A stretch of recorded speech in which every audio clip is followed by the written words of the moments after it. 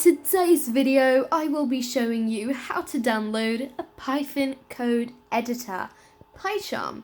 You could just write your code in the Python IDLE, but this editor can enable you other code samples and libraries. So let's get on with installing it. First of all, in your web browser, type in jetbrains.com. It could directly take you to its website like it did on mine, or you will have to click on the website link.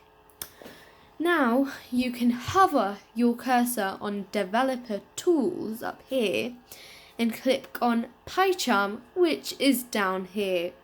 And now your screen should look something like this.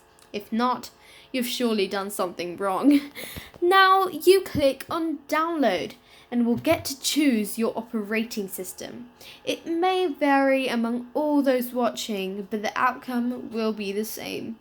Now you click on Download under the community version, not the professional one, or you will be paying a couple of pounds for it. Then you will see it downloading, and just go with the flow. Go open Pycharm from your downloads. Allow or deny any changes. Make some changes. You can change the location of it and much more. After doing all that, just click on install and have a cup of coffee while it is doing so. I hope you enjoyed installing Pycharm, even though it is not a very enjoyed thing to do.